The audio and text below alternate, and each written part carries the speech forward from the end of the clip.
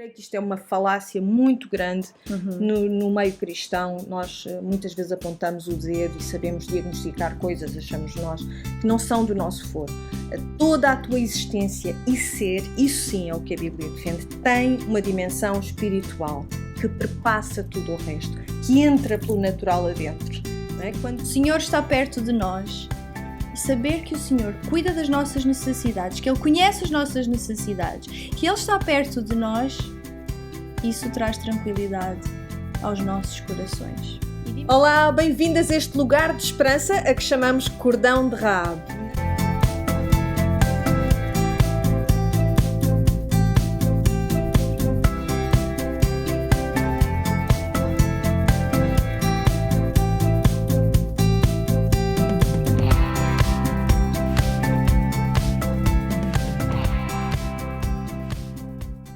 Na semana passada, aliás, nas 2 semanas que passaram, nós estivemos a falar sobre um tema que afeta todo o ser humano, desde que o homem é homem, desde que a mulher é mulher, que é a ansiedade. Houve quem a definisse como uma preocupação aumentada com o que está por vir e uma sensação de pressa, angústia ou um desejo intenso por resolver logo a situação, o problema, o que seja. A emoção que está na sua origem, na sua base, é o medo. O que me lembra de que, como cristãs, não há dúvidas, minhas queridas, Deus não nos deu um espírito de medo. Isso nós sabemos. E está lá mesmo na segunda carta que temos de Paulo ao jovem pastor Timóteo, em que, no capítulo 1, verso 7, em que ele diz, quando Timóteo parecia estar desanimado, porque Paulo tinha sido preso, não é? Havia perseguição, havia dificuldade em pregar, em espalhar a palavra, então Timóteo estava desanimado, estava preocupado. E Paulo exorta-o, dizendo que o espírito que Deus nos deu não é de medo, mas sim de coragem, de amor e bom senso. Noutras traduções também podemos encontrar uma mente sã. E se estamos a falar de ansiedade, estamos a falar de uma perturbação das nossas emoções e que tem tudo a ver com uma mente que é sã ou que não é sã, não é, Stella? Sim, é verdade. Na semana passada nós pedimos para lerem Mateus 6, dos versículos 25 a 34, que são as palavras de Jesus no Sermão do Monte, em que ele fala sobre a ansiedade. Ele começa no versículo 25, ele diz: "Por isso vos digo, não fiqueis ansiosos quanto à vossa vida, com o que comereis ou com o que bebereis, nem quanto ao vosso corpo, com o que vestireis. Não é a vida mais do que o alimento e o corpo mais do que o vestuário? Olhai para as aves do céu, que não semeiam, nem colhem, nem ajuntam em celeiros, mas o vosso Pai Celestial as alimenta. Acaso não tendes muito mais valor do que elas?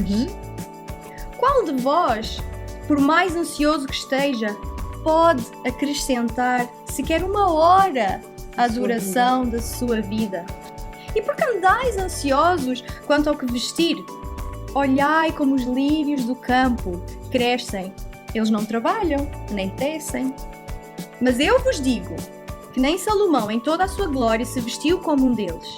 Se Deus veste assim a planta do campo, que hoje existe e amanhã é jogada no forno, quanto mais a vós, homens de pequena fé. Portanto, não vos inquieteis, dizendo que comeremos, que beberemos, com que nos vestiremos. Pois os gentios é que procuram todas essas coisas, e de facto o vosso Pai Celestial sabe que precisais de tudo isso. Nosso Pai do céu sabe as nossas necessidades. Mas buscai primeiro o reino e o seu reino e a sua justiça, e todas essas coisas vos serão acrescentadas. Não vos inquieteis, pois pelo dia de amanhã, porque o dia de amanhã trará suas próprias preocupações. Basta a cada dia o seu problema." Muito diretas as palavras de Jesus aqui. Não podia ser mais explícito, não é? E ainda nos dá este lamiré. Olha, quem não me conhece é que se preocupa com essas coisas. Como é que tu, que já me conheces, que sabes quem eu sou, estás aí focado, não é? Preocupação não é pensar como é que eu vou comprar isto ou aquilo que preciso. Isso é algo natural e que não, sim, não e é a Bíblia até diz que nós devemos ser produtivos, claro, que nós devemos trabalhar. A Bíblia fala sobre a preguiça. Mas aqui é mais sobre a intenção de estares preocupado. Qual é o teu foco? O teu foco aqui é trabalhar porque tens medo que amanhã falte? Pois. Deus conhece as nossas necessidades, Deus sabe. Então, as palavras de Jesus aqui são as palavras de Paulo, ou seja, Paulo, na verdade, ensina as palavras de Jesus que estão aqui sobre a ansiedade. E a ansiedade nada mais é do que a falta de fé. Tanto que Jesus diz, homens de pequena fé. Portanto, quando nós estamos ansiosos, quando nós estamos preocupados com o dia da manhã, nós não podemos resolver, nós não sabemos o que vai acontecer amanhã. Nós estamos a pecar. Portanto, a ansiedade é falta de fé, a ansiedade é pecado. E eu achei interessante o que o John Piper disse também acerca disto. Ele diz que sim, que o pecado, que a ansiedade é pecado e que também é uma doença. Lá está. O nosso físico não está separado do nosso emocional. Nós somos seres inteiros, integrais. E então, é por isso que nós precisamos de meditar na palavra, conversar com alguém que conhece a palavra, alguém piedoso, alguém que tem um bom exemplo, ser imitadores, como tu disseste no outro episódio, de líderes que são piedosos, que são tementes a Deus. Devemos carregar as fardas uns dos outros. Não é bom conversar sobre o que nos está a afligir e podermos orar uns pelos outros e partilhar e diminuir a nossa ansiedade. Quando nós nos afastamos de Deus e da sua palavra, a nossa ansiedade aumenta. Mas quando nós nos aproximamos de Deus, o que é que acontece com a nossa ansiedade? Diminui. Não tem espaço mais, não é? Como se Deus ocupasse esse lugar que nós temos estado a encher com as nossas preocupações malsãs. Enchemos, atafolhamos-nos de coisas que não são boas para nós. Mas quando Deus entra, chega e ocupa, essas coisas deixam de ter lugar e acabamos a pouco e pouco. Atenção, nós não, nem eu nem a Stella estamos aqui a dizer que isto é um passe de mágica, que dizendo determinadas palavras em oração a coisa desaparece. Não é disso que nós estamos a falar. Nós estamos a falar sim de perseverança, de confiança que se renova, de fé que se renova. Sempre que precisas, vai buscar mais. Deus é liberal a dar essa fé. É liberal na sua santificação de cada um de nós. Ele não vai reter nada de ti que tu precises. Isso Ele não vai fazer. Então eu acho que esse é o encorajamento que nós podemos encontrar naquilo que já temos estado a aprender. E não somos perfeitas. Sim. Nenhuma de nós está aqui a falar de uma posição, nós já conquistamos isto. Não, nós estamos numa luta diária e constante contra estes problemas, estas coisas que vêm, estes pensamentos intrusivos que muitas vezes vêm a mim e a ti, mas que nós sabemos já que existe uma solução, existe uma resposta, existe algo que já foi feito por nós e ao qual nós podemos estar constantemente a recorrer. Nós não somos escravas já deste tipo de sofrimento, não é? De angústia. Não somos já escravas. Daí Jesus dizer, olha, tu já não és como aqueles que buscam essas coisas. Atenção, já tens uma nova condição comigo, portanto, sê comigo. Sê comigo, não é? A tal união com Cristo que Paulo também falava aos Filipenses. Sim. Ser comigo. E aí sim, nós sabemos que podemos esperar nisso, podemos ancorar-nos disso. Outra questão que se levanta muitas vezes é o modo como a ansiedade é vista, Stella. E por exemplo, a tua licenciatura em Psicologia, tu sabes bem como muitas vezes as pessoas desconfiam de tudo quanto vem dessa área. Depois há quem diga, é só uma questão espiritual. Outros dizem, não, é só fisiológico, precisas só de uns medicamentos e ficas bem. Há uma grande discussão quanto à legitimidade de nós tomarmos medicamentos ou não para combatermos a depressão, a ansiedade. E essas discussões têm como premissa base que nós, simples mortais, conseguimos compreender perfeitamente essa separação que existe, que Deus a estabeleceu e que na hora da nossa morte, não é, se solta esse fio de prata, essa separação entre o espírito e o corpo, e que sabemos perfeitamente diagnosticar, assim logo à primeira vista, naquela irmã, naquele irmão, que o problema dele é espiritual. Não, aquele é fisiológico. Nós não podemos dizer essas coisas, não podemos ser orgulhosas a este ponto, não podemos apontar o dedo uns aos outros, porque nós não temos, de facto, o conhecimento que nos permita discernir uma coisa da outra. E eu creio que isto é uma falácia muito grande no meio cristão. Nós muitas vezes apontamos o dedo e sabemos diagnosticar coisas, achamos nós, que não são do nosso foro. Toda a tua existência e ser, isso sim é o que a Bíblia defende, tem uma dimensão espiritual que perpassa tudo o resto, que entra pelo natural adentro. Não é? Quando Cristo encarna, entra pelo natural adentro. Então tudo aquilo que nós somos é tudo espiritual, é tudo natural, é tudo.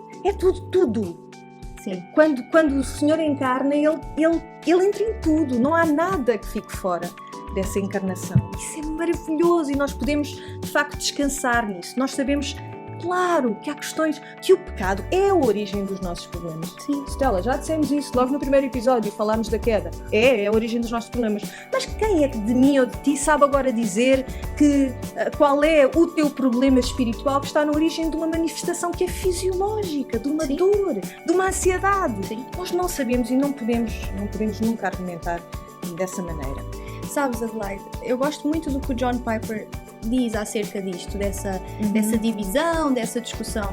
Ele diz que o nosso cérebro físico e a nossa alma espiritual estão interligadas. E, portanto, porque existe esta interligação entre o nosso físico, entre o nosso emocional, entre o nosso espiritual, nós também devemos procurar estratégias físicas e espirituais para o problema que nós temos por causa da queda, como tu disseste muito bem, de sermos imperfeitos. O John Piper também diz que se nós fôssemos perfeitos, nós não teríamos este problema de ansiedade. Mas então, por isso, procuramos o amadurecimento na fé. Porque quanto mais maduro eu me torno na fé, na palavra, em buscar a palavra, em conhecer o Senhor, a ansiedade diminui. Então é aí que está. A resposta de €1 milhão é essa. Busca o teu crescimento espiritual e vais ver como a pouco e pouco esta tua condição antiga não se manifesta tanto assim na tua nova condição. Vamos à questão concreta para terminar? Sim. Então, tudo o que aprendemos, ok? Temos tudo isso em mente. Então, porquê é que tu e eu permitimos, e já vimos que nós não somos escravas destas tendências várias, nomeadamente a tendência para a ansiedade. Porquê é que então nós nos permitimos ficar ansiosas? Que perguntas é que nós podemos colocar a nós mesmas para fazer algo que é muito, muito importante em todas as esferas da nossa vida? Um autoexame é tão necessário quando queremos então diagnosticar e tratar esta ansiedade. Stella, como é que isto é resolve? verdade.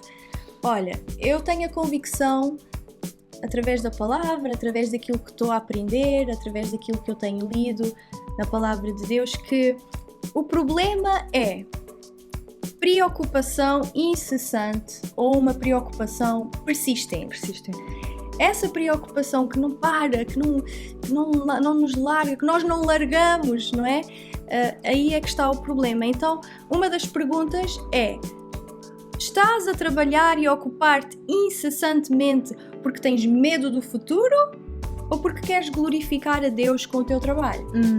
Tem muito a ver com o alinhamento das tuas afecções. Qual é a prioridade? Qual é a intenção desta tua preocupação? Tu estás-te a ocupar mais porque tens medo do futuro ou porque tu queres glorificar a Deus com isso, com as tuas ações? Eu gostei muito, achei muito interessante e pertinente para esta conversa as palavras de Matthew Henry, um puritano do século XVI, da Grã-Bretanha, e ele disse algo muito interessante sobre a ansiedade. Adelaide, lê aí a citação dele. Vou tentar traduzir, pode não ser exatamente igual, mas é muito isto. Diz assim o Matthew Henry: quando alguma coisa sobrecarrega os nossos espíritos, nós devemos, must é o verbo em inglês, aliviar as nossas mentes em oração. Quando estamos perplexos ou angustiados, devemos, mais uma vez, procurar direção e apoio. Sim, é verdade.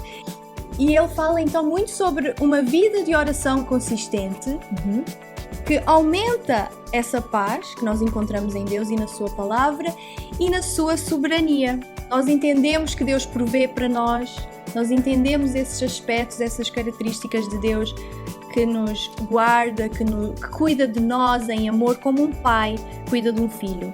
Então, nós devemos nos lembrar que Deus tem prazer em estar em comunhão conosco em oração. E Ele sempre tem a resposta certa para todos os nossos problemas, para todas as nossas dificuldades. É um pensamento incrível. O Deus que criou todo o universo podia fazer aquilo que Ele bem quisesse. Ainda assim, Ele tem prazer em estar contigo, em estar comigo, em ouvir aquilo que tu possas trazer nas tuas preocupações, nas tuas ansiedades Ele tem prazer nisso, que tu lhe tragas essas petições, essas súplicas e que lhe dês graças por tudo aquilo que ele já fez, como nós vimos. Bem, nós por agora vamos ficar por aqui, este tema é riquíssimo. O nosso conselho, o nosso encorajamento é que, se nos estás a ver, tu aprofundes este tema, porque ele é de facto muito importante. Então, há boas pregações expositivas online. Há sim senhor. E nós até vamos sugerir uma. No final deste vídeo vais ver um quadradinho onde podes clicar, aí tens acesso direto ao sermão que foi pregado na Igreja da Lapa, que teve grande impacto em muitos de nós. Sim, não é, Stella? pelo pastor Gil Santos, sim. É verdade, aconselhamos a que escutem essa pregação. Ela foi exatamente sobre, com base em Mateus 6, naquele discurso de Jesus, e foi muito importante para nós. Partilhem este vídeo, ponham like, subscrevam o canal, carreguem no sininho, deixem também os vossos comentários, as vossas sugestões aqui no vídeo do YouTube, se estão a ver no YouTube, no Instagram, qualquer plataforma em que dê para deixar um comentário. Digam também o que é que vocês têm, que batalha têm enfrentado e que têm vencido através da Bíblia, através da palavra, através da oração, através das vossas súplicas e das vossas ações de graças. Queremos saber, está bem? Por isso não deixem de o fazer. Amém. Deus vos abençoe. Até breve aqui no Cordão de Rahab. Até para a semana.